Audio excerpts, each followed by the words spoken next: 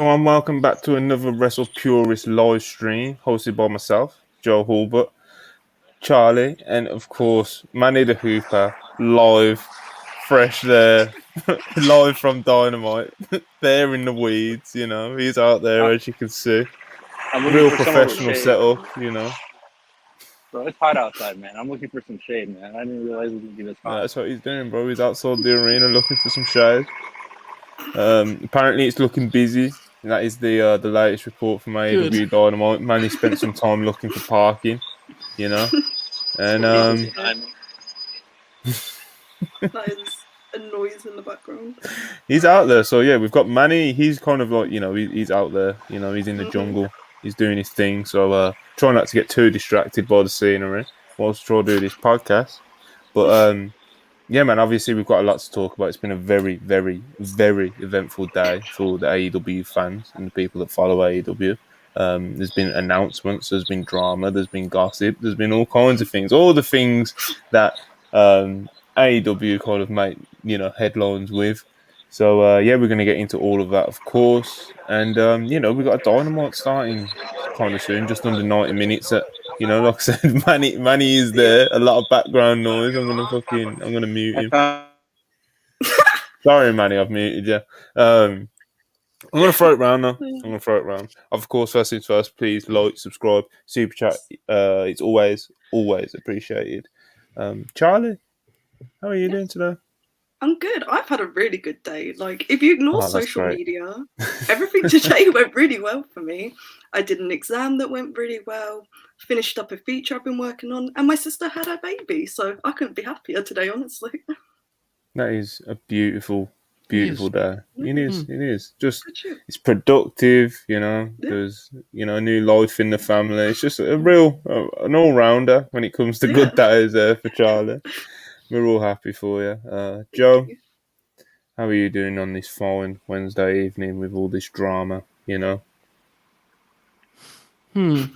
Are you asking that, out of sincere concern or to be polite on a podcast? Well, considering the rant you was going on before the podcast, yes, I am. I believe this may be my last time. No, I believe this may be my last time here on Wrestle Purist and the internet in general, perhaps, if things go a certain way. Folks, I've been in this game for a long time. I got my start in the business in January 2017.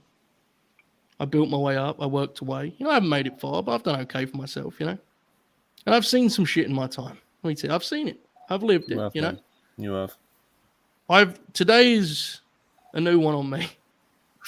I didn't even want to know most of the stuff we found out today, I didn't even ask for it.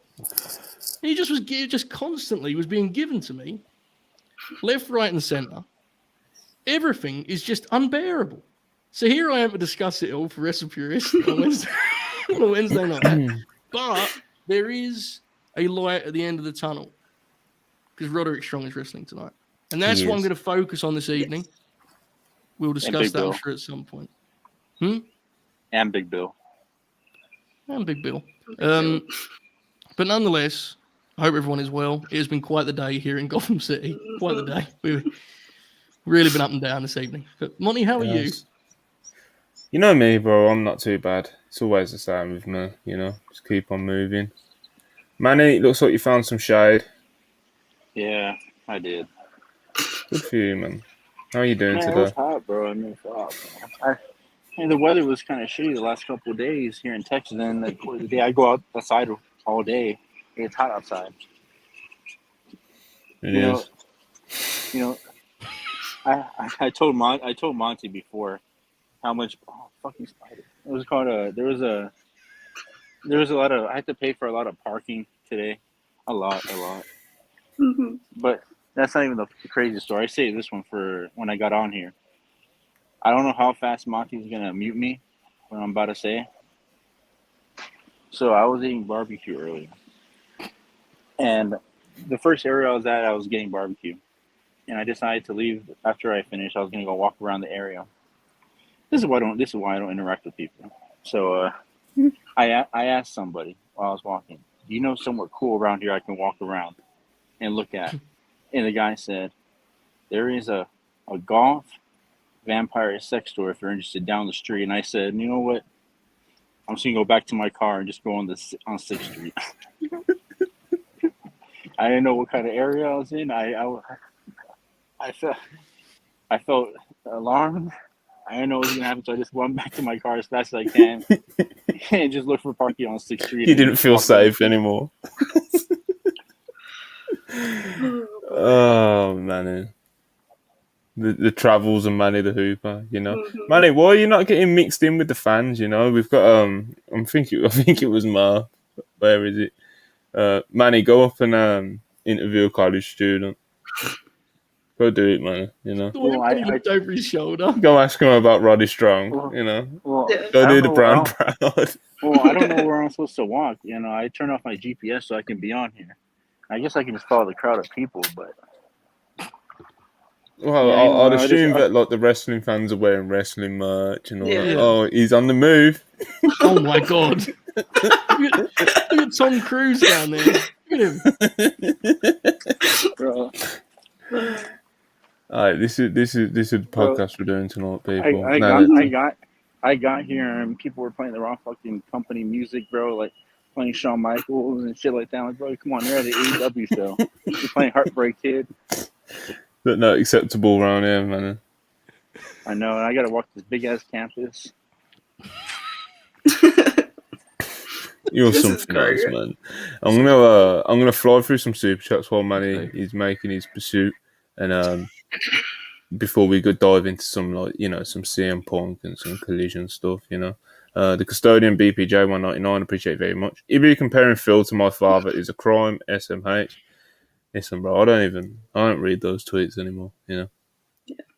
He's just over there in his own little world on Twitter, and I don't read it, you know. Andrew the Giant, £2, appreciate it. Tony added a big bill match to try and placate, man. Well, it He's very worked. excited about. Yeah, I was gonna say it worked. Mhm. Jacob Donnelly, $5. Drama, toxicity, people picking sides. In other words, CM Punk is back, baby. Yeah. Say that again, Chief. Good summary. Brainbuster 199. I'm just so tired. Yep. I hear you. Yeah. I think Joe can hear you as well, mate. Speaking to him right there. Speaking to the soul. Andrew the Giant, £5, appreciate it. Joe said he believes he's best when reviewing in-ring work and booking. I'm sure he's going to have a great time discussing tweets and Instagram posts. This does pay better, to be fair. You know? Yeah. I used to believe that about myself, and I saw the houses, and I said, well, maybe I can dig into this Instagram stuff a little, you know? What did Punk post, anyway? You know? This is a nice campus, guys. I'm glad to hear it. I love it. This podcast is going to be kind of like a podcast with like a side mission in the corner, which is Yes. like Yeah. Manny navigating around wherever AEW is doing their show in Texas today. David Michael Harwood, Dax Harwood of FTR, $5. Appreciate you very much as always. Fun fact: Collision was named after me and my Ibster's activities on a Friday night. That's very aggressive. That is, That Yeah. nickname is something else. indeed. Ibster. Reggie, $5. Appreciate you as always. As a parasocial elite fan, I'm gonna hate watch Collision to support AEW. Fair. I mean, at least you're on it. Yeah, that's layered. I respect that, actually. It's good. Princess Diana, $2. Appreciate you. They're trying to kill my son, Monty. Well, you know, he lives to fight another day, and Mhm. you know, he's gonna keep on trucking on. Yeah. Big news in the royal family, you know. Yeah. All right. So we're kind of up to date with Super Chat. Yeah, I believe we are. Right. Yes.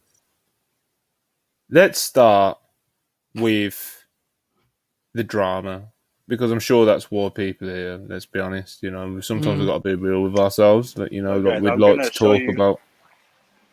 Sorry to interrupt. I'm gonna show you all my experience getting in there too. Thanks. Good shit. Oh man, he's an enigma, that kid is. All right, drama. There's a lot of drama. The drama really started unfolding when CM Punk was not part of the big press release and the announcement for AEW Collision, which was at the Warner Brothers Discovery upfronts earlier today in New York. Yes, CM Punk was not part of it at all. He wasn't on the poster. He wasn't in the text in the press release. He wasn't. Like I said, he just was not part of it. There was something where on one of the Warner Bros. Websites or something like that, like he did appear in like one part of text, which was quickly edited and removed. Reporters from, I can imagine multiple reporters reached out to Warner Brothers Discovery about this, and eventually, I believe it was Connor Casey from comicbook.com. He got a response from Warner Brothers Discovery who said that CM Punk is not associated with AEW Collision or something to that effect. Excuse me if my quote is not exact, but it was something to that effect. There was then rumors floating around, and which then led into reports of basically CM Punk was trying to get Ace Steel back, and there was actually a point where it was believed by people within the company that Ace Steel was coming back.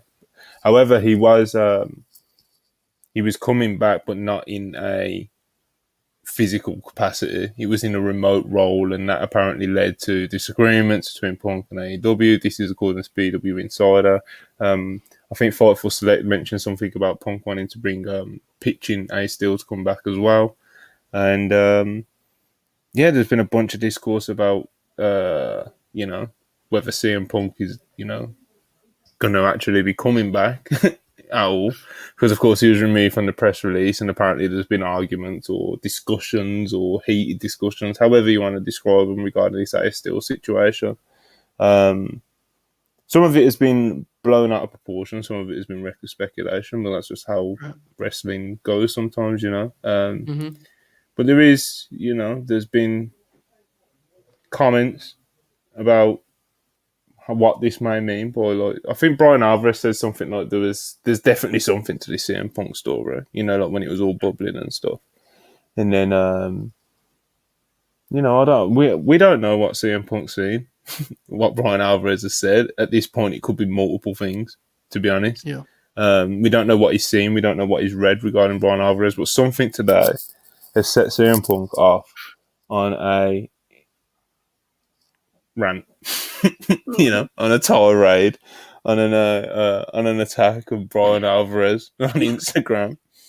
I'm not going to read it quote for quote because I've already been talking for quite a long period of time, but it's what I got to do to round this up. But Punk's not happy with Brian Alvarez. Basically, he's not happy with the stories around going about him from Brian Alvarez. He's also included some of his like CM Punk sarcasm, as he does, backhanded digs. He's posted emails of you'd really need to be like in deep to like understand what he was referring to when he posted that email at first. If you go to David Bixenspan's profile right now, he's probably breaking it down more so than when I last checked it. So he's got that over there. And he's also he seems just kind of fed up of, in his words, parasocial fans that need to go and touch grass. So, someone else just take it from here, please. It feels like I've said a lot. Yes, there's a lot to take in. Music? No. Okay, good. I don't want to get us like kicked off or something. That's very responsible of you, Manny. I appreciate that. Okay, before we go any further here, I want to make it clear that I do still believe Punk will be there for the premiere of this show. So, I'm not As do I.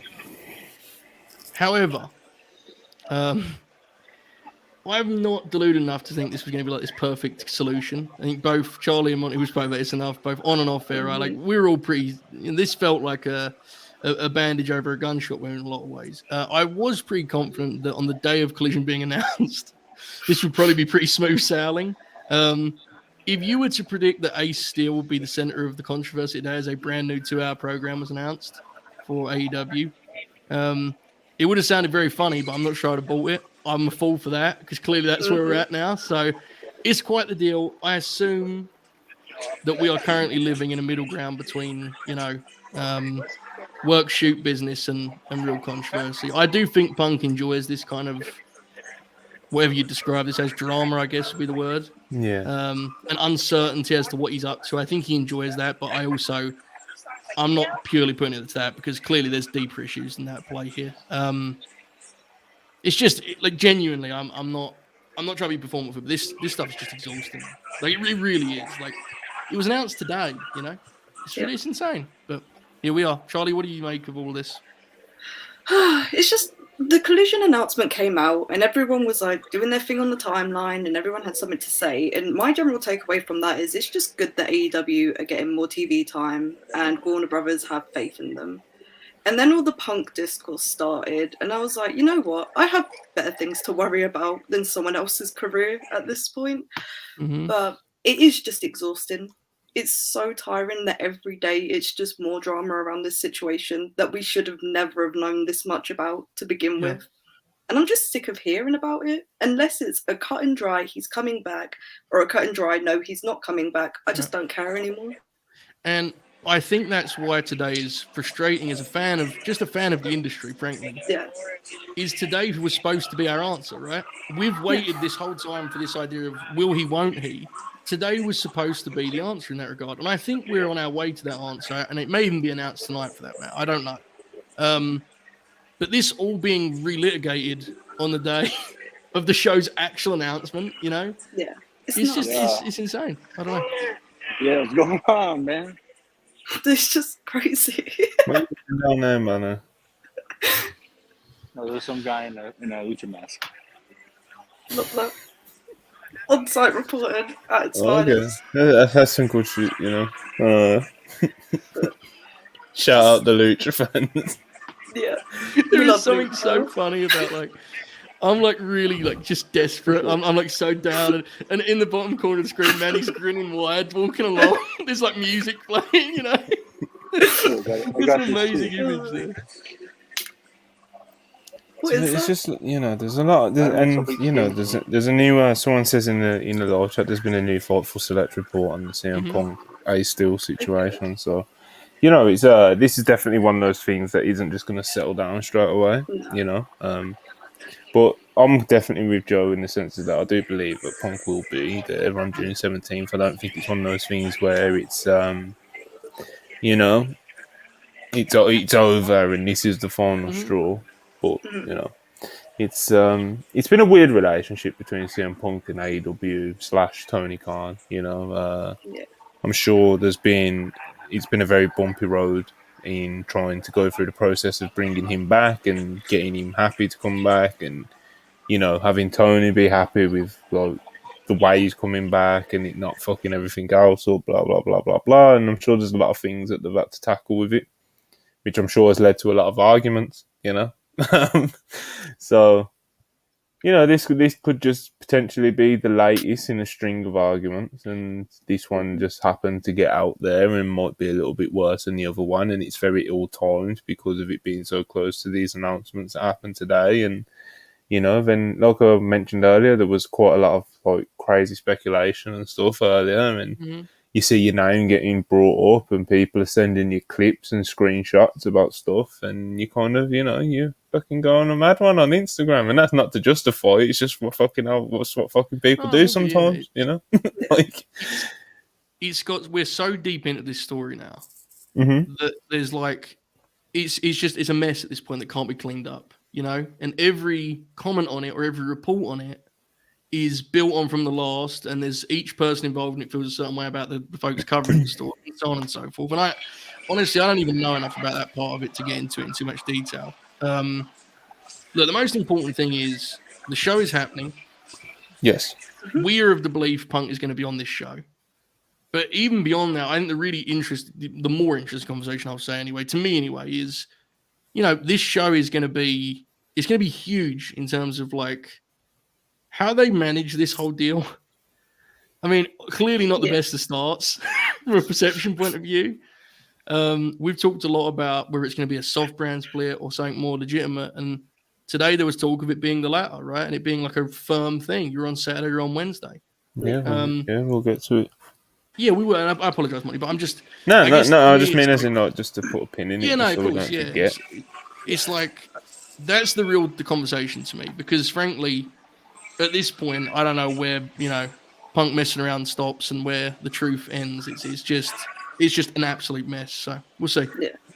I just want AEW to put out a definitive statement at this point and everyone to just move on. That's all I want. I'm so sick of reading about it. Good luck to you. I do want to say, to get serious for a second, it's just crazy that you have so much negativity around your new debut show that Tony Khan or AEW in general wouldn't come out here and stop the flames, but I don't know if it's a good idea just to ignore everything that's been going on today. And I kind of wish everybody was just adults and acted like how adults would act in this kind of situation instead of acting like teenagers and they're running the asylum, because they say they want to be better than WCW, but at times like today, it feels like they just probably could be as worse as them. Even though like today should be like the day where you celebrate this whole new show and everything, but it's just been doom and gloom, and you just feel like the promotion is going to die again, or that's the vibe you're getting from people. And plus, this beer's really good. Someone just gave me this. Wise words from the Hooper, the true adult and growing up in the rest of the media space. So guys, I'm gonna finish this beer that I just got, and I'm gonna go inside. Well, Manny, we hope to hear back from you with some more on-site reporting. Get some people to interview this month. Find the wildest fan you can find and go AFTV style, and we'll fucking cook, man. I was thinking about that, but I don't want them yelling into my AirPods. Fair. You know what? I'm gonna go to. Okay, Mark, hold up. Let me go to my seat, and I'll ask the people around me. Okay. Good job, Manny. All right, we appreciate you, Hooper. I've enjoyed the tour. This has been great. Stay refreshed, guys. Oh yeah, Austin's weird, but the campus is nice. After walking around, I wonder what would have been like if I stayed in college. All right, guys. Peace out. What if? See you, buddy. Oh man, he's special. It's special to have him around. It's always a good time. Mm-hmm. He'll probably be back tomorrow as well. With the Dynamite review, they're live in person. Be good to get that perspective, of course. Yeah. See if there are any more riots at start when Manny goes to a live AEW event. All right. So moving on. Kind of, I guess, because it's all kind of covers it. Kind of cover each other, Yeah. So, shifting focus a little bit, the AEW Warner, well, not the AEW, but the Warner Brothers Discovery up front to today, as I previously mentioned, and obviously all the wrestling fans were keeping an eye on AEW's part to play in it, and they got quite a lot of like representation there. They were all over like the slideshows and stuff. Jay Cargill was shown multiple times. The Lucha Bros were shown. Jeff Jarrett was shown in the slideshows. Who else? I'm sure there's a few more that I've missed as well. I saw. Yeah, of course. Yeah. Rick Aldis. Well, of course. We're not spreading misinformation around here, Sorry. Anyway. So yeah, like I said, it was there was a strong presence from AEW at these upfronts earlier, and of course, as expected, it was announced that AEW Collision will be kicking off on June 17th on TNT on Saturday nights at 8 p.m. till 10 p.m. in a 2-hour slot, and it will feature superstars such as Miro, Andrade, Thunder Rosa, Samoa Joe, FTR, and there was a few other names specifically mentioned in the press release. And of course, there was the awesome logo, which looked exactly like the TNT Monday Night Nitro one. There was the great looking poster with all the talent on it, which was a lot of the talent that I just mentioned, with MJF and Orange Cassidy in the middle. But of course, as highlighted many times today, no CM Punk. And CM Punk was apparently expected to be a part of all this promo material and promo run. And yeah, I believe it was even reported as much as of like last week or yesterday or the day before or something, he was still expected to be part of his promo material. So something's happened. We don't know directly if the Ace Steel bickering and argument and back and forth and that's been reported and rumoured around has anything to do with that. I believe that is what PW Insider Elite reported, that there was like a direct correlation between the two. Sean Ross Sapp recently tweeted saying that he doesn't know the exact reason why CM Punk was pulled from the promo material. So it was definitely a bit of a weird, situation regarding that. But that wasn't the big story at the end of the day. The big story is that AEW are getting a 2-hour Saturday night show and they're doing the WCW style branding that everyone knows and loves. Everyone was popping for it earlier on and giving AEW the props for that. The logo got over really big. Like really, really big. But yeah, obviously a lot of people were expecting this announcement and we got it. And it went pretty well until a few hours later, and as an announcement in a vacuum, like it went very well. Like they had a strong presence at the upfronts and it was announced and people were happy and rejoicing and, people were popping for seeing like Miro and Andrade and even Thunder Rosa being featured as heavily as they were. And, it was good vibes for a bit. So let's stay with the good vibes. Good. Are we happy that, the official announcement was everything that we pretty much hoped it would be when we started hearing the rumour? Yes. Yeah. Go ahead, Charlie. Yeah, I was really happy about it. I thought it was a bit weird that Andrade was announced to be coming back through this and he didn't get a little Dynamite segment. But outside of that, it was all really cool. It was nice to see like a different like range of talent on the poster, just not everyone that we were anticipating. Like them including the champions as well. I think that's put a few people's like fears to rest that it's going to be like, oh, the champions are going to be on specific brands, they can't float, it's going to cause issues or whatever. I'm excited about it. I'm excited to see what they do with 2 hours of more of TV and how that affects storytelling and if it's better or worse. So yeah, I'm excited for it. Absolutely. I could go on for a minute, but I'm going to let Joe. He was very fired up by Joe was. Like I know he came on here very deflated and angry and just kind of looking at the ground, kicking stones, very depressed about the wrestling business and how people act in it. But when the announcement was made, our good friend here, Big JH, he was fired up, man. He was doing performance art on the timeline. He was tweeting memes and gifs. Like he was fired up, man. You don't see it after. Well, the logo, I'm a simple man. You give me some Nitro cosplay, some Nitro tribute business. I'm there. Yeah.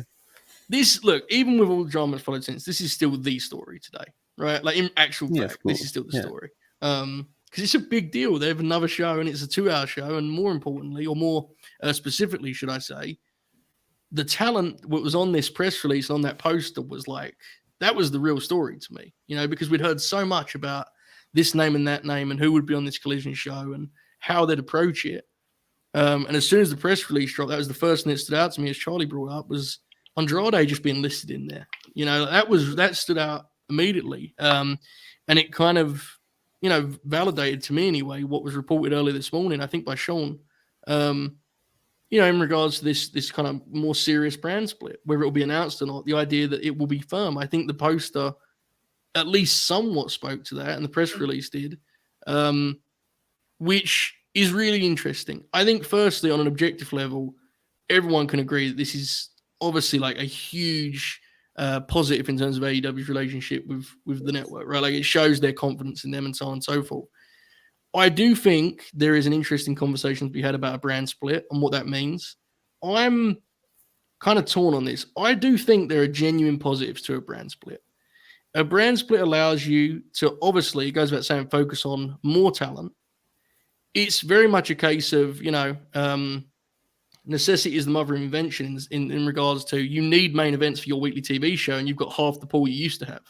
you need to get some guys over and quick, right? Like each show is going to need to bring guys up so that they still can book, can operate the way they have been. AEW's got a huge roster. When you split in half, there will be challenges with that. And I think that's a good thing, because I think anytime a wrestling booker is, in a position where they need to get guys over, that bodes well, because that's when you're really going to lock in and focus on talent individually. So I like a lot of elements for brand split. However, I do think there are fair concerns about the timing of this one.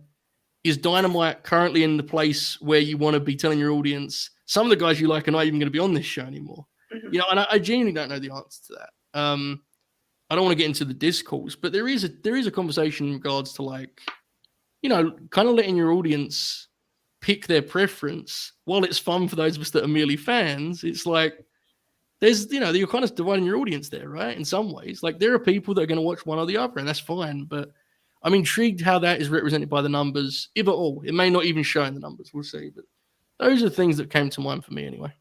I just think, to be honest, it's just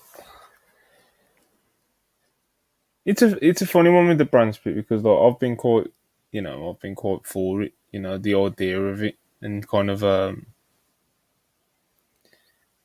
I don't think it will actually hurt the viewerships and stuff that much. I believe the AEW Dynamite viewership at the moment kind of is what it is.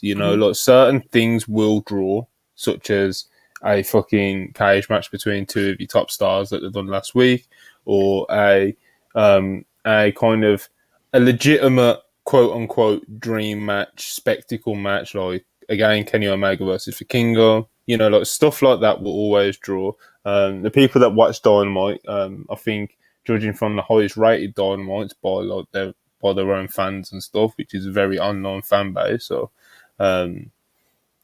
they like the kind of pay-per-view feel cards, and I think their roster is deep enough where even if you split the roster in half, you can still kind of do that with Dynamite. Sure. But you have to really go for it. You've got to really have talent that wants to put each other over and can't have all the politics and stuff like that, which may be another issue with a brand split. Because when you half the rosters will have to work. The two rosters, respectively, will have to work with each other. Like a lot more. You just got to be easier to work with, because there's less people to work with. You're going to have to put more people over and stuff like that, and like you said, there will be a focus on getting more people over. Mm-hmm. So that means people are going to have to eat some pins, It's, but like I said, I think AEW's actual audience at the moment, I think it is kind of what it is. I don't think people have gone 9 months without CM Punk anyway. The people that are, you know what I mean, and that'll be like the main draw. And I think people like Miro and Andrade and stuff like that, they'll be good to draw on Collision, and people will watch Collision. I think it'll fall somewhere in between, obviously Rampage and Dynamite. Of course, it'll fall somewhere in between those two, but of course they'll be aiming closer to Dynamite. I don't think it will get Dynamite numbers, because Saturday night is a weird time slot. There'll be a lot of competition most weeks, so. The other thing too is a brand split answers one of the big questions about Collision, which was what is the show's identity going to be in terms of why is it going to be different to Dynamite, right? If you have no brand split, you have to really lock in those ideas as concepts. When you have a brand split, the talent itself kind of decides that, right? Because naturally you're going to have different types of talents on the shows, and that will kind of inherently, it'll make the shows feel different just by default. So it helps in that way.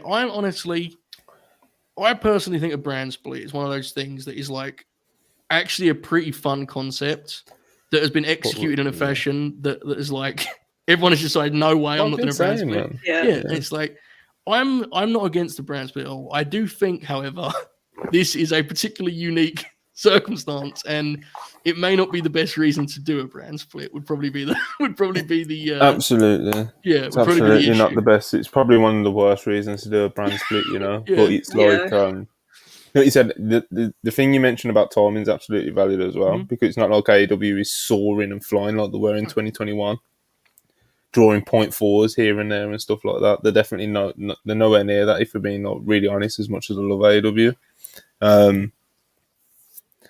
But like it's absolutely valid. Like the drawing 0.28, 0.27s, a point three, or is like celebrated now. That was not the case in mid 2021. So it's definitely a valid thing to bring up. That like maybe now's not the right time when you're kind of on a I don't want to call it like a downward slope, but it kind of is, like if you look at the trajectory of the ratings and the viewership, but like, they've got new TV deals and stuff like that. And I guess from a business side of things, like they're doing very well. They've just got a new deal. Reportedly, it's still yet to be announced, which, some people thought would be today. It hasn't been yet. I doubt Tony just goes on Dynamite and just does it. I don't think it'll be one. I've seen people say that, oh, that might be Tony's announcement today. I don't think that's the sort of thing they'd announce on an AEW Dynamite. That's something that would be like a press release from Warner Bros. And something like that anyway. So who knows? Tony's done wilder things in the past, so fuck knows. It's been a weird day for him, I can imagine. But brand split, man. Collision, firm brand split. This is the reports from Thoughtful Select. There was rumours of a hard brand split, but apparently it's just going to be like a firm one with like the champions, or mostly the champions will be going from brand to brand, and a few other exceptions here and there. But there will be kind of like a brand split. Yeah. And I'm excited to see how it forces Tony to book like newer matchups that he might not like look at originally. Because like if you're going to have a firm brand split, you can't go back to like the usual things that you would do, like booking Orange Cassidy against just about anyone on the roster. I mean, you can at the moment because he's champion, but like outside of that. But yeah, I think it will create some interesting dynamics. I just hope it doesn't hurt any of the divisions. That's the one thing I worry about, because like we've talked about it before, but the tag team division isn't where it was in like 2021. It's kind of fallen off a little bit. So I hope that it creates room for more tag teams and they get to like build that back up again with more TV time. So yeah, I remember when this first came up, kind of assuming that like, well, if FTR are going one way and the Bucks the other, you would probably have a situation where the trios would be on one side of the fence and the tags on the other. And then, I've obviously realized, as of late, that the House of Black are going to be going on the same side as FTR. So I'm intrigued if they stay with that. Clearly those two acts were front and center on the poster today. That would be, to me, I think it would make sense if they're going to do a thing where those, I know champions are going to cross over, but if they're going to mostly live on one of those shows, it would probably make sense to split those belts, right? And have one kind of represented more on Wednesdays and one more on Saturdays. The trios belts feel like a natural fit for the kind of show that I think people are assuming Wednesday will be moving forward with what's going to happen on Saturday. So the belts are a really interesting part of it, because while you want the champs on both shows, inevitably they're going to be in a program with individual talent. And so they're going to kind of naturally lean in one direction or another at times. So I'm interested by Webb. I mean, MJF specifically, it's like with his current usage and how little he's wrestled on TV, that has to change with this, right? If he's going to be on both, I would think, if he's going to be on both shows, like he's going to have to wrestle more on TV. I don't think you can just have Max doing the same thing. He needs to wrestle more on TV anyway. I think that's been. I think more than ever that's been well established over the past like 2 months or so. He needs to wrestle more. Yeah, it's not even the case where it's like, oh, I'd like Max to wrestle a bit more, but I kind of get it. He's a big star, but like, nah, cut it out. One of the things that definitely caught my eye with AEW Collision, it's something that's been mentioned quite a lot in reports, and even I think even something was let's stick with reports, before I throw myself out there, kind of the mention of just like talent being given. Like, with the extra 2 hours of TV, of course, it means you've got more opportunities to showcase talent, and there is certain big name stars in AEW that many fans would like to see more on their televisions, and that has not been the case. And like Joe alluded to earlier, it's kind of been, it was like almost like a statement with the poster that they put out and the press release that they put out with like Andrade and Ymir Rose, and of course Thunder Rose has been injured and reportedly is still injured and quite a while away from returning. So But yeah, like I said, like some of those talents that people would like to see focus on more can hopefully get that focus on this show, whether it's Andrade, Miro, Jay White, any of them, even like some of the people that have been there from fucking day one, like a Powerhouse Hobbs who was on the poster as well, someone like that. There's loads of people. There's always going to be loads of people on a roster as talented as AEW's that fans are going to want to see push more. For sure.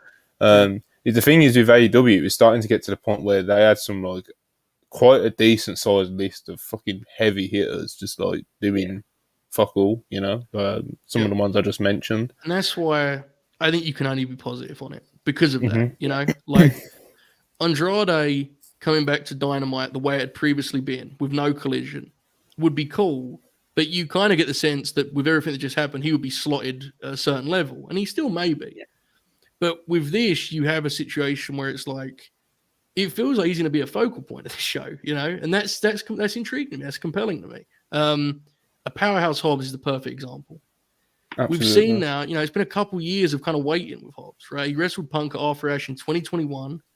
We're over 18 months removed from it, and it's like it's been up and down and one step forward, two steps back.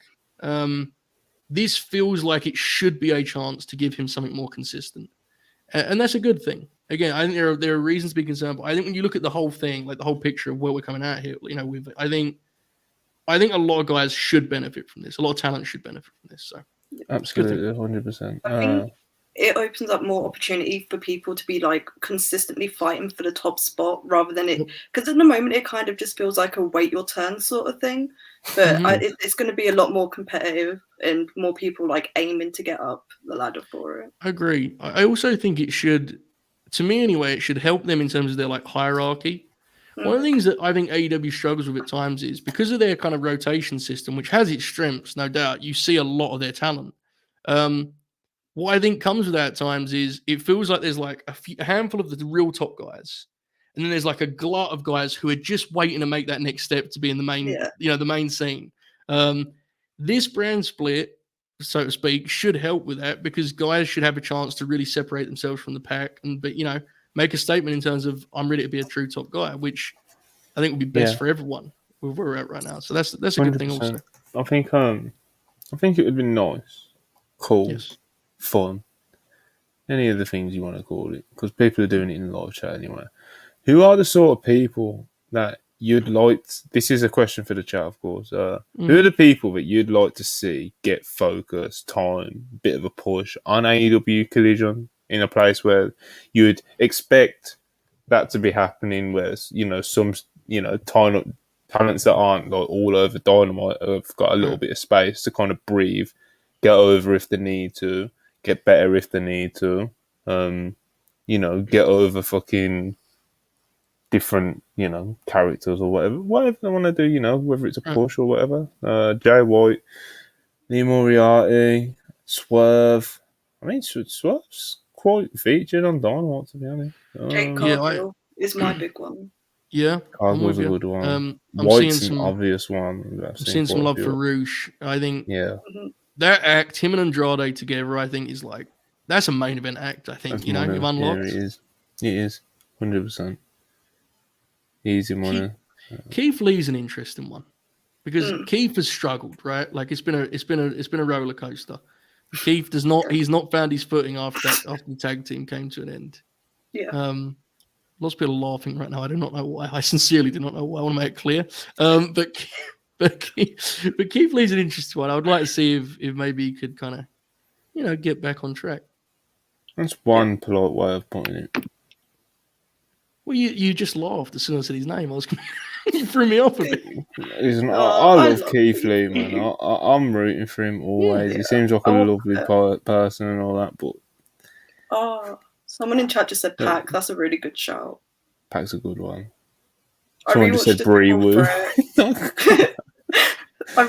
all over Dynamite, man. Yeah. He had with Kenny and Orange Cassidy at Double or Nothing in like 21. And that match is so fucking good. I want Pac back in the big title scenes. That match deserves way more love when people talk about like the best AEW pay-per-view matches. That match is a classic. I truly believe that's Yes. such a smart match. Great match. It's like for one sure. of the best triple threats ever. Absolutely, I Come agree. on. Good shit. I agree. Right, let's have a real look at these. Serena Deeb's one that I haven't seen mentioned. That's a good show. See how many of these I actually Yeah. agree with, because you know how I'm like, you know. Josh said Johnny Collision. Push Rouge. Yeah, we've discussed Rouge. That's another one. Push Rouge. I want Rouge to face MJF. I think I've talked about Swerve, like I said, I want that. he's I'm not sure already all MJF over. wants that. He's I'm not already sure all MJF over Dynamite. Commander for Andrew the Collision. Giant says Rouge and Big Bill on the same show for Manny's sake. God bless for the thoughts. Emi Jay Sakurai, White. yes. 100% Sorry, I'm just Jay reading. White. Yeah. Very good. Liam Moriarty, quite a few people said him actually. I've seen him like 3 times before. He's definitely an interesting one because like he definitely can get it done in the ring, and there definitely seems to be something there in terms of there seems to be something there that can be molded into a character that can get over. Absolutely, agree, yeah. you know, like he does have like hints of charisma there, and he has like a certain vibe about him that's just like it seems that would be easy for people to take. So it's just about getting him in the right character and position where you can actually like get it over and get it done, you know what I mean, and having a focus. So Collision, you know, not bad. Bill Goldberg. Ooh. Sure thing.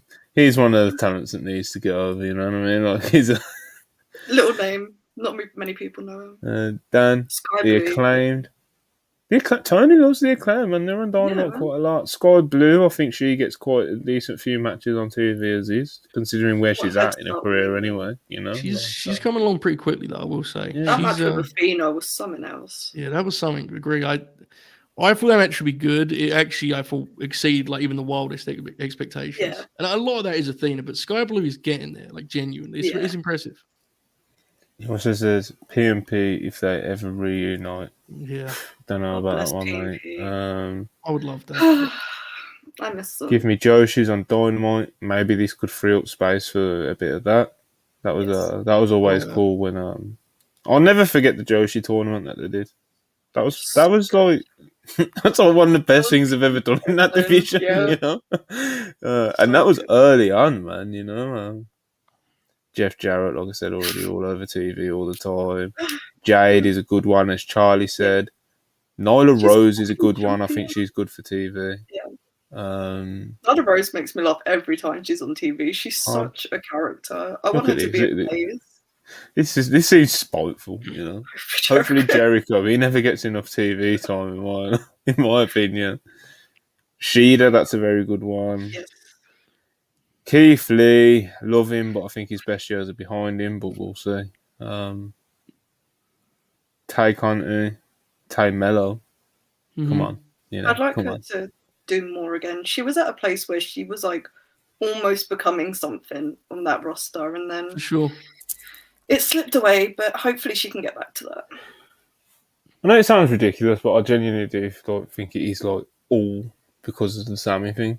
Like, as far as Tay's concerned, like Sammy's case is different, but like as far as Tay's concerned, like as soon as them two started getting together on screen and stuff, like the people just rejected the whole notion of it, and then obviously it was leaned into it and it was abhorrent, you know. It was just like it was I genuinely think if she like dumped him on screen and just fucking give him a low blow or something and like walked off with Orange Cassidy or something, like it would just get her over again. I think it would genuinely be that easy. Orange Cassidy. Yeah, like just so, you know, like, because Orange Cassidy, because he's so like the most unexpected person. He would be the best person to do it with, wouldn't he? Like, Orange Cassidy took the goal, and it's just, you know, and when it's Orange Cassidy as well, it could just be forgotten the next week, you know. And Tay's just a face again, you know. Like it's just that's what I mean, because Orange Cassidy's so like harmless in every aspect in that sense, where you can just kind of just do shit with him. He doesn't have to make complete sense, you know. So yeah, Tay. I think it would be that easy, man. Just dump Sammy on screen. People would fuck with it, man. I'm telling you. Shida. It would be an incredible angle. People love drama in their wrestling. Yeah, It's even like, and it everyone would would be full. You want the fantastic. funny thing is as well, like, everyone would full on know that they're still together in real life, but like Yeah. people would just go with it because that's just fucking what wrestling fans do, you know? Like Sure. Shida, you know, I need to love wear the Shida. sunglasses. It'd be great. Yeah. This is an interesting one. Josh Baker says Hook, Billy Starks, and a Chucky T solo run. No, Hook I agree with, because like he gets time on TV, but it's Yeah. always involving someone else's like group. it's never really, development, like, is it? him. Yeah. So I need him to start getting some bigger wins, or even just having bigger matches. Retire the FTW belt when it hits a year, and get to the serious stuff. So are we saying they're going to do like a Chuck Trent brand split bit? You know, Like, it's a new day all over again. Yeah, I think Chuck's going to be on Wednesdays. Would be my bold Yeah, prediction on the matter. yeah, same, mate. You would pop me though. This is a really good one, Bandito. Bandito. It's in Bandito. If he gets given an inch, he'll take a mile. You know, He's a that player. good, Yeah, he's a you know? player for sure. I love Bandito. Athena. This That one's for goes you. without saying. Well, I think Nick could, you know. All I'm saying is there are still some tickets left to sell at Wembley Stadium. That's what I'm saying. If the show AEW Collision is what I would imagine CM Punk wants it to be, there probably is a space for Nick Aldis on that roster. Well, better yet, you know, maybe CM Punk doesn't make Collision, you know, and they need another guy who has history of Smojo. He wouldn't be my first pick. You can't do this. But man. maybe second, maybe third. I don't know. I'll keep getting away with this shit, man. I just throwing ideas out there, guys. That's all, you know. All right, let's do some super chats. And we'll leave a preview Dynamite after this, but I'll have to find the card and do that whole ordeal.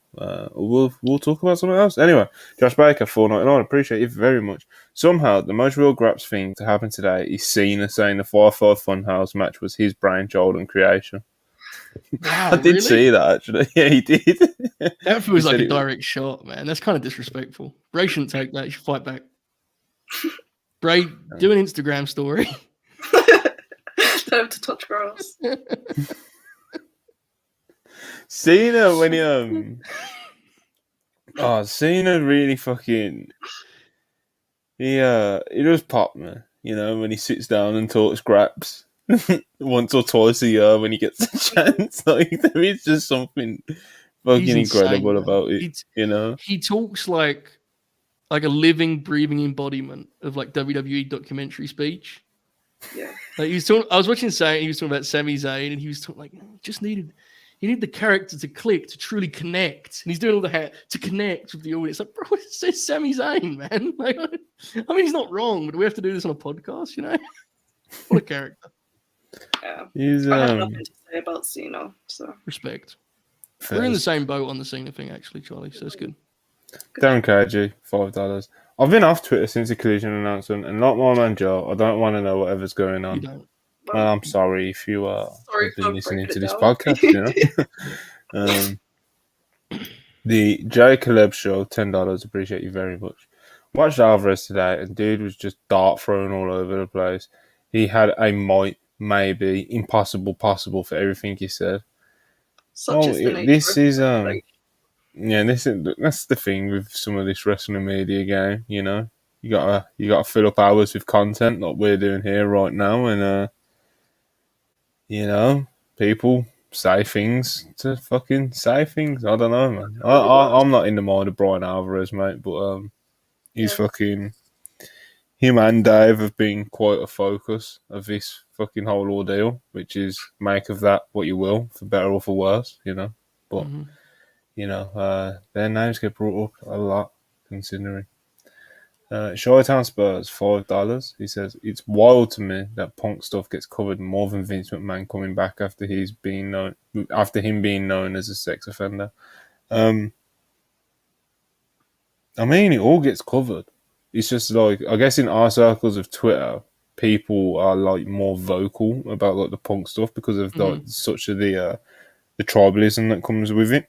I think that's kind of what it is. But I guess in like the grander scheme of things, like the Vince stuff absolutely did get coverage.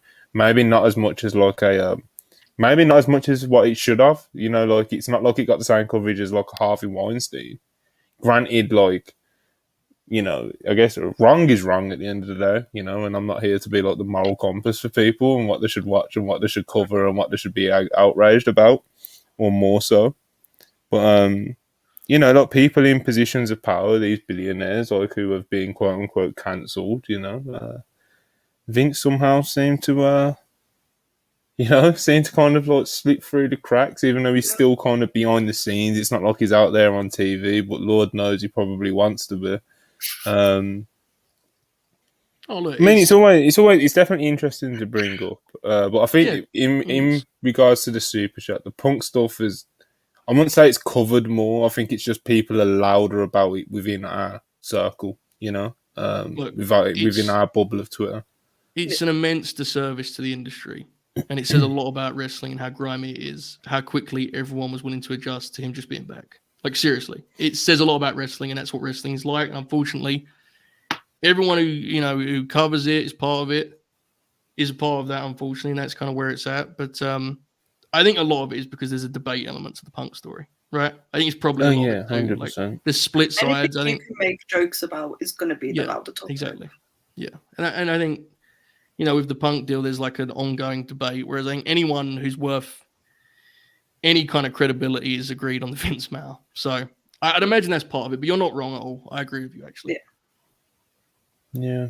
Also, the echo chambers and all those kind of fucking things that you hear about, you know, those cliches, etc. Uzura Heart, $5. Appreciate you very, very much. How can bro have this tier posting today and then tell the TL to touch grass? You had an email from the Soldier Boy era. That email was apparently from like fucking 07 or some shit. Yeah. So this is according to Beaks. So who is mentioned in said email. So, you know. He's right in the thick of it, mate. Say his name and he's in there, you know. He's tweeting away, bro. He's doing his research. He's double checking and he's dotting his I's and crossing his T's, mate. Darren Walker, £5. Buy Rev Pro ticket today for All In weekend. What is Rev Pro like today? Last show I went to was in November 2019 at York Hall. Joe, Charlie, this is called the good podcast to actually ask this question. To be fair, Charlie's much more familiar than I am. Go ahead. I think Rev Pro, they're doing good stuff. Like, there's been a lot worth going to the shows for on the last couple that I've been to. Like Royal Quest last year was great. I had a great time both nights. Uprising and the Revolution Rumble both had great elements. They're doing good shit in Brit Rest. I've heard a couple of things about the show and what it could entail, and I think it's one worth going to if you're in London on the Saturday, from what I've heard. Yeah, they're running. They announced it yesterday. They're doing Osprey Shingo. Yes. Which is you know, like we've seen it before. You know, like if you're a fan of either wrestler, like you've seen what they're capable of, and we've seen it before. So I guess there's that kind of part, but it's not really something that people were like dying for. I guess, but at the end of the day, at the same time, we know what those two can do, and that all sell tickets on its. Popped me, so. It's a big building too, right? It's the biggest building they've run. So I think you're going to get maybe not not going to get a bunch of matches of that ilk because obviously that's a unique match. That would be, but like you're going to get some really cool shit. I think so. I think you'll have a good time. They're going to swing for the fences. You would hope, you know, and you'd expect as well because, you know, like Rev Pro, they've been rolling the past like year or two. You know, they're picking steam back up after the pandemic. Yeah, 100%. That's what I'm saying. Like it's just it's just a weird time for like Brit Rest, but like Rev Pro seem to be the company out of all of them that are kind of like, you know, trying to like get shit together and make strides. And as Charlie said, there could be some interesting developments regarding that show and the future and whatnot, you know. Anyway, I've heard a few different names for it, and like I don't know, I'm not going to say anything because I don't know how true any of it is. I just talk to people sometimes, but it's going to be a really good show if they pull off what they want to. Yeah, and I'm sure there will, because there'll be about 70, 80, 90,000 fucking hardcore wrestling fans in the area. So I'd be surprised if they don't sell every single ticket for that show. Because how big's the building going to be? Like 10, 15K or It's something? like, You know? I think it's like 7,500 for the copper box. I think they've Oh, there you go. honestly undershot it for how many people are going to be in town, but You should have gone for 5 figures, man. You know, just It's get what I'm 9, get as close to 9K as you can, and just call it 10. You know, be I a heard real the promoter. I heard the Wembley Arena rumors, and I was just like, well, they've got to. Like, there's gonna be so many people in town, but we'll see. It'll be a good time either way. I think it's because it's not something that usually happens in the UK. So I guess the promoters here aren't as they can't brace for how much of a wave of fans it will be. You know, like normally that's like I'm sure the promoters over in America, like they know what sort of you know, the sort of wave they can ride from Mania weekend. You know, whereas like here you're kind of taking a bit of a gamble. Like you know you're going to be able to sell some tickets off the back of it, but you don't exactly know exactly how much. This is what me as a promoter would be kind of dangerous because I'd fucking go balls to the wall. I'm like fucking 70,000, you know, so 80,000 people in the city. They're all going to come to my show, and then I'd book fucking Davey Boy Smith Jr.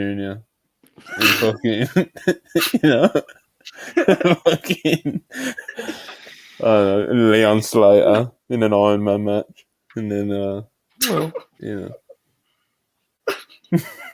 Good shit. But yeah, man, shout out Rev Pro is basically what we're saying. Yes. Trust Pro says 34,999. Appreciate you very much. If I was Punk, I'd be annoyed with Brian too.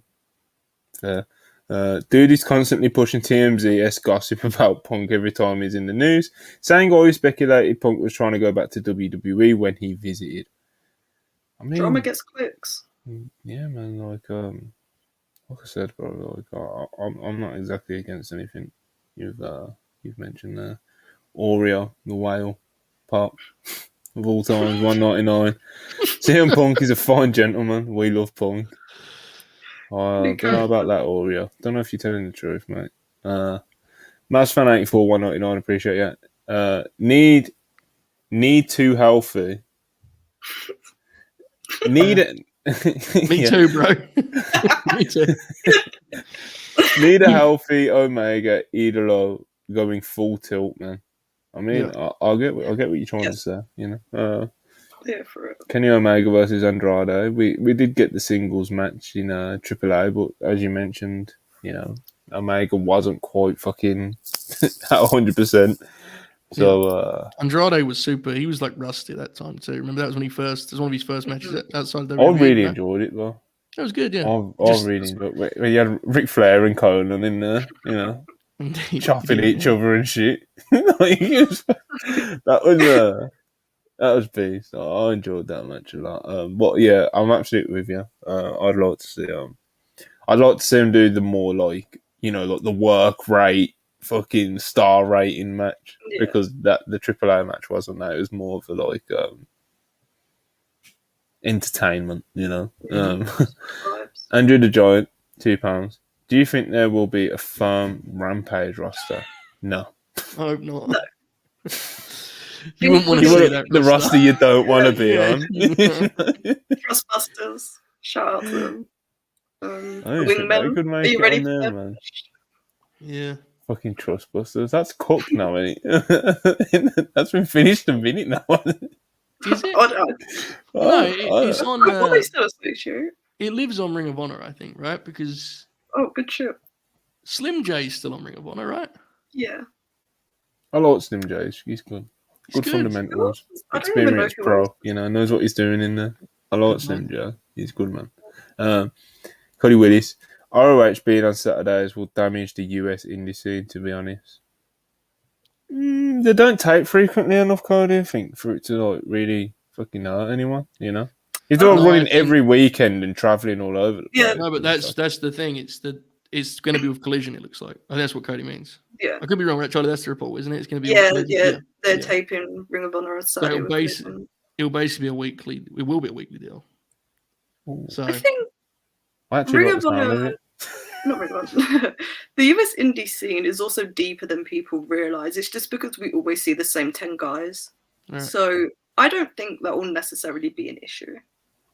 Also, I the only wonder- indie that's actually fucking doing anything in the US, like significant, like like you've got like your West Coast pros and stuff, and they put on some really cool events with some really cool performers, with some really cool matches, etc., etc. But like GCW, like I'm not the biggest GCW fan in the world, but I'll like respect their You're second. their like growth. Brett's been poor Brett Lauderdale's been in the he's been on the timeline quite a lot with accusations of him being a bit of a dick. Life of a promoter. Nah, I don't know, man. Fuck knows. But GCW are definitely, in terms of like growth and actually like moving tickets on a consistent basis on the strength of just kind of their brand name alone. Like, yeah, they do book stars that help them sell tickets and stuff, especially in like the markets they go to and the fans that they try to reach.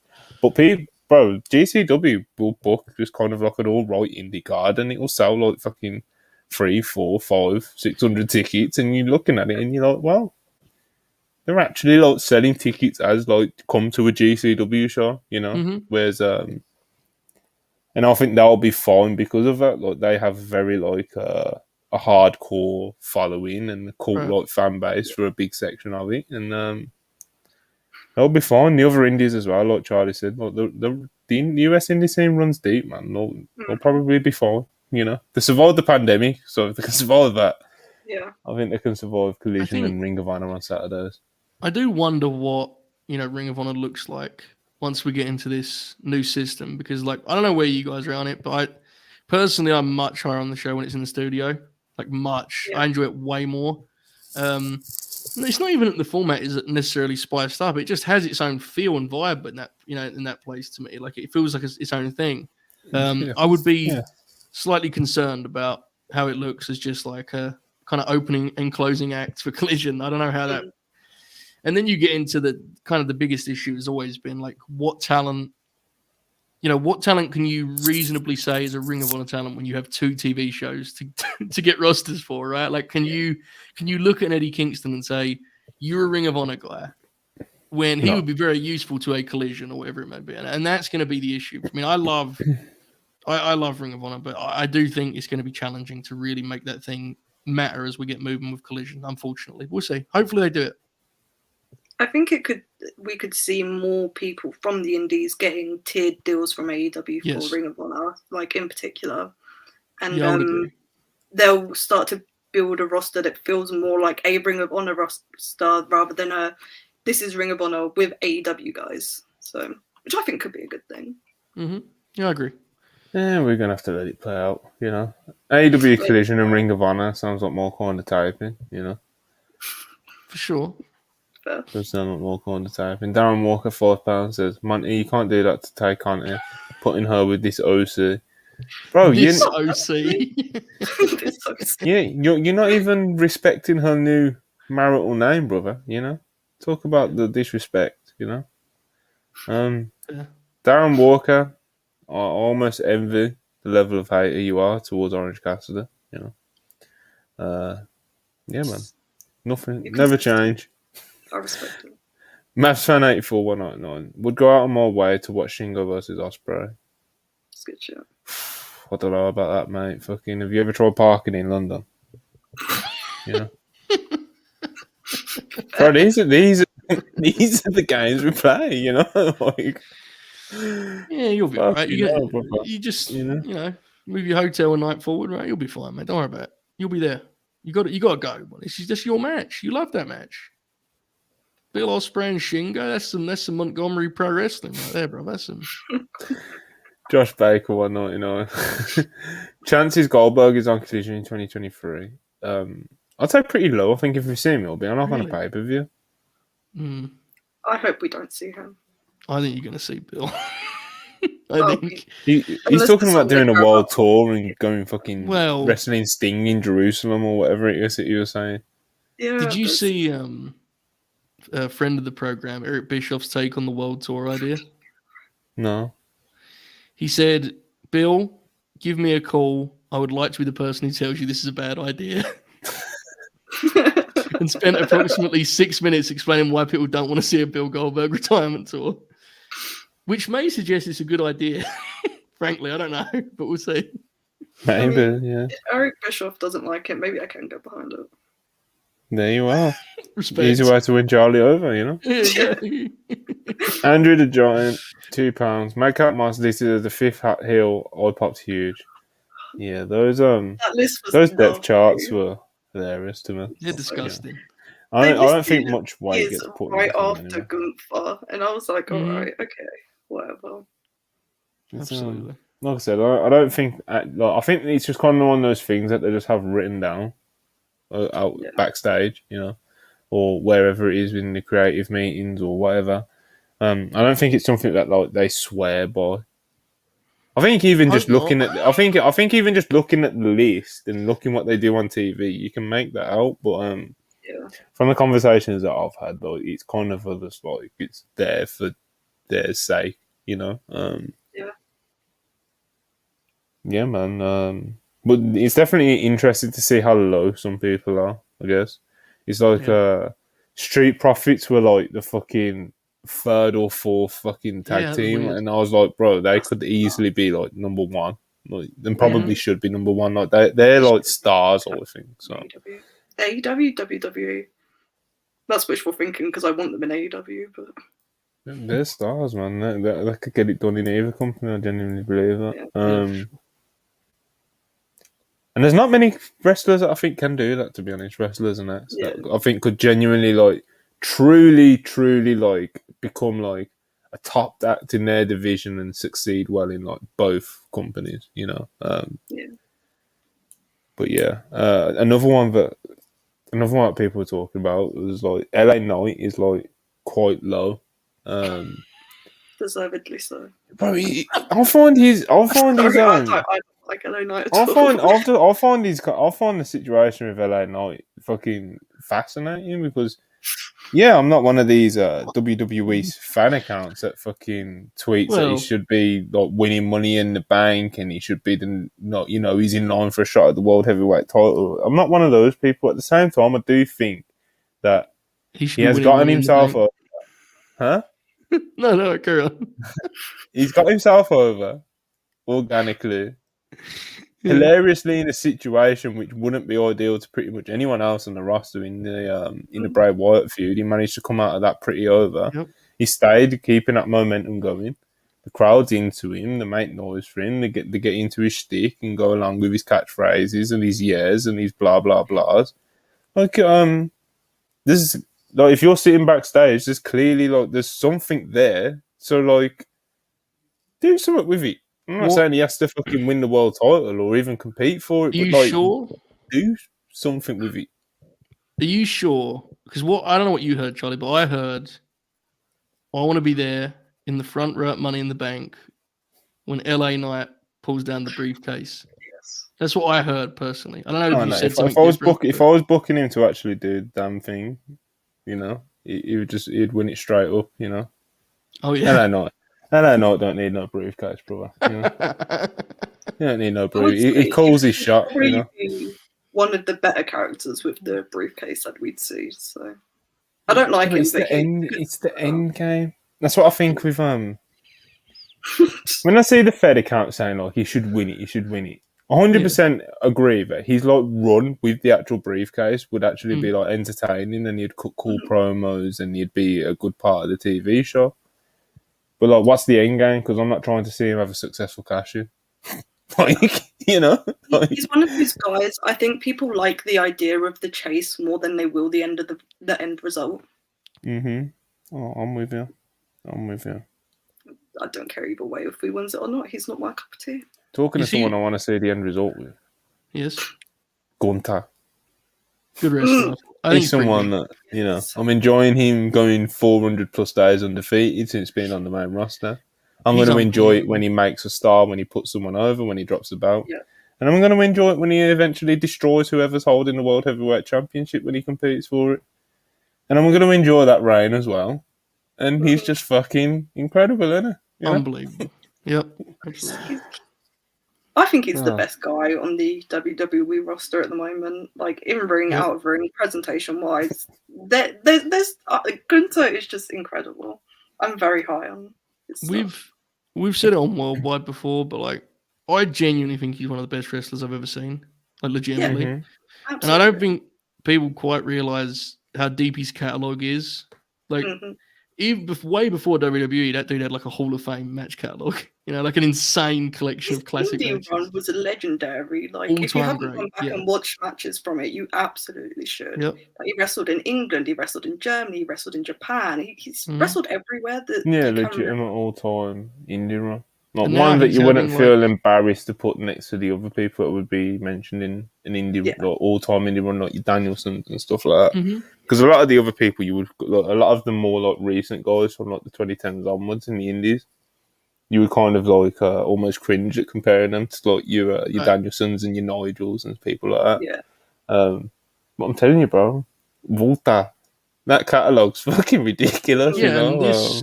and this IC title run is. I mean, I'd like to see the IC title reigns that are better than this one he's having. You know, like, and it's Right, incredible. hold on. Genuinely. Honky Tonk Man.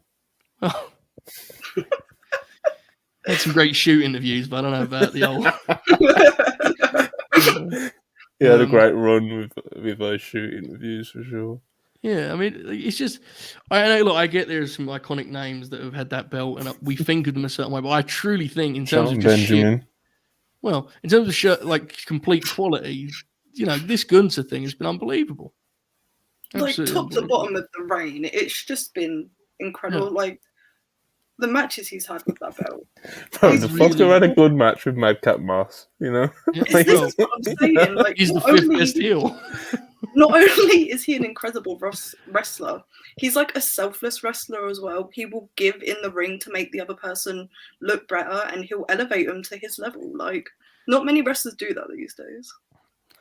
He's Maybe my godly, next feature will be on Gunther. I'm very high on him. I have a lot to say. He's just struggle for the words for that guy, you know. Real graps. When it's shit I ain't said before anyway. Let's let's fly through this Dynamite card, man. It's not quite the pay-per-view card that they done last week, but as always, it's never going to be like a terrible card. It's AEW Dynamite, people, you know. It's not what they do around there, you know.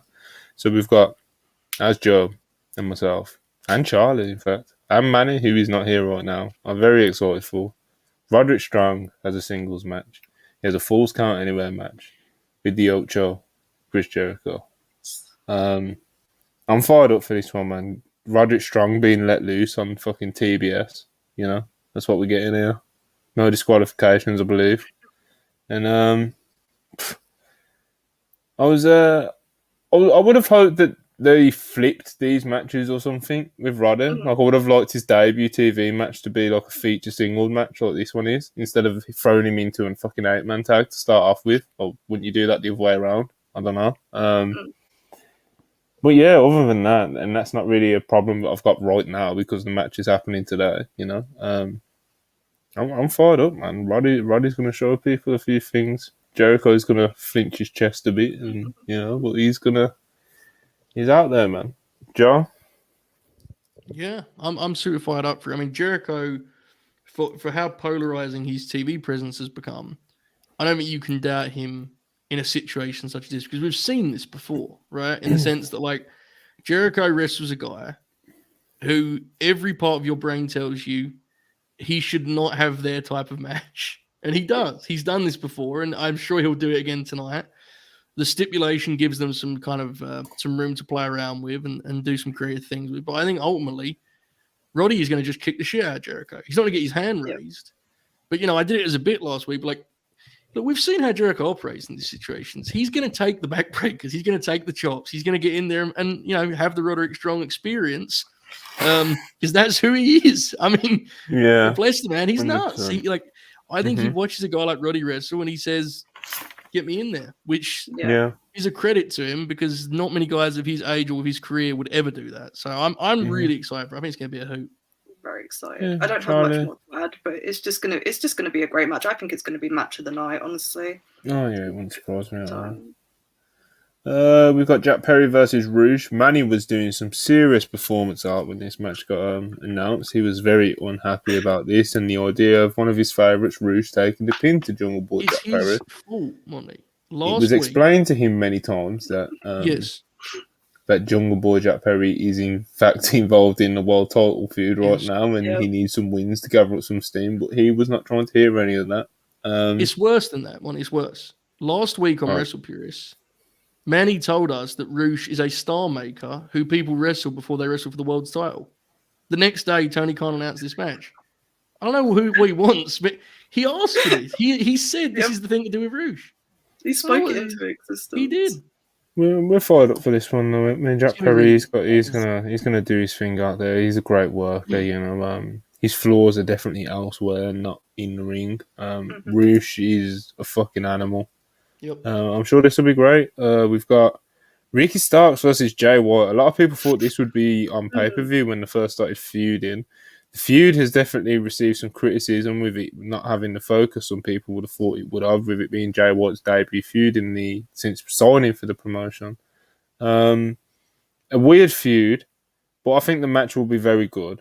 Especially if it is given enough time to breathe and Jay White can really kind of like get his claws into it, because he definitely likes to have like some of his matches can be quite divisive, like with the length and stuff like that, and the way that he structures and builds up to them, and he kind of does the slow burn and that sort of stuff, and the counters, and it's a very heel match, you know. But I'm fired up for it. I enjoy both of them in ring, to be honest, like, a lot, you know. So I'm ready for this one, and hopefully Jay White can kind of this feels like a bit of a false start, you know. Hopefully he can fucking maybe Collision, I don't know, you know. I'm ready for this one. Anyone got anything to add to this? I'm fired up Really? for sure. Charlie, what are you I'm thinking? excited for it. I just don't know who wins here, because we're a few weeks up from a pay-per-view with a match that really should have been on the pay-per-view, but maybe they'll run it back with a stipulation. Who knows? I Maybe. want Jay White to win. Can Ricky take another loss? Yeah, it's interesting. Definitely, you know, as you both said, eye-opening that it's happening here and not the pay-per-view. We'll see what that, you know, the reason for that, I'd imagine we'll find out tonight. But I'm really looking forward to it. These are two of my favorite guys, honestly. And I think they're going to be a pretty good marriage in ring. I think they'll gel pretty neatly. They seem like, to me, there's a lot of overlap in terms of their feel stylistically. I know that Ricky has his detractors, and honestly, I don't have any issue with that. I get it. But I think this will be a good fit for him. If not, we'll circle back to that tomorrow, obviously. But it'll be interesting. I'm really excited for it personally. Yeah. Elsewhere, we've got Sammy Guevara in action. We've got Orange Cassidy and Darby Allin versus Lee Moriarty and Big Bill. That's definitely to, as someone said in the super chats earlier, it's definitely to help Manny get through the show. Yeah. He'll appreciate that. We've also got Dr. Britt Baker, DMD, and Hikaru Shida versus Ruby Soho and Tony Storm.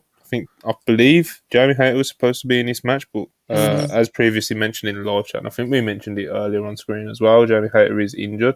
Sean Ross Sapp did also confirm that is a legitimate injury. So all the best to her. Obviously, she's a title holder, and Jamie Hayter's great. Obviously, we all wanted to be fit and in the ring doing a thing. Finally, the last thing I want to touch on, we'll hear from Don Callis. Now, Charlie, he is 57. I'm going to give you 2 minutes to just fucking elite lore me up. So go. Well, so in BTE on Monday, there was this little scene where Kenny was like having little flashback moments, and Hangman was mentioned. Hangman was shown in those, and Hangman came back on the house show this weekend. So I do think, I've said it every week since he's been gone, but I do think this could be the week that we see Hangman back, and there's some sort of on-screen interaction with him and Kenny potentially, because like Kenny and the Bucks aren't like advertised anywhere for this show, but you've got to think they're going to be there. Like, it's their top story at the moment with those guys. Like, they've got to be on the show. I think Don Callis is just going to say a load of shit, give a bullshit reason. We're not going to find out his true motives just yet, I don't think. But yeah, I can't see him talking without being interrupted, whether that be by the Elite, the BCC. We'll see what happens. I'm excited. I'm He fired can't. up. He's not allowed to go out there and finish a fucking promo. So this is a Absolutely not. professional He's not wrestling getting- company. It's not what we do around here. He's not getting 10 minutes on. Yeah, interrupted. I'll have Some- my fingers. I'll have my fingers crossed for Hangman Adam Page. He's got And an yeah, eye just, patch now. It's very cool. let's finish up in this last minute with some super chats real quick. £5 around you, the Giant. I appreciate you very much. Genuinely, I watched that Battle Royal, and there was about 10 guys I thought that match with Gunter would be great. Yes. Yeah. Very fair. Like I said, Madcap Moss, bro. Yeah, he did it. He did it. Yeah, I want to see Gunter versus Omos, bro. You could do That's that. You could do the hilarious. dance with him as well. Yeah. And real quick to finish, Ben Dixon, $2, appreciate it. What would be your AEW ROH commentary team? Ian and Caprice and Nigel. Just fucking mix them up. Give them to me however you want. You know, throw in a little Gonna hour of need Jim to. Ross. You know, Sorry to say, I'm going to need to work Tall Paul in there somehow. It's too funny not to do. I've not listened to enough of his commentary to like get he's not- real like feel for him. Like I can imagine that you are fucking around, but like I can imagine we It's would alright. pop at the similar things. You know. He does play by play sometimes, and friends of mine have compared him to Gorilla Monsoon in that situation. Oh, here we go. So, Good shit, man. But Yeah. right.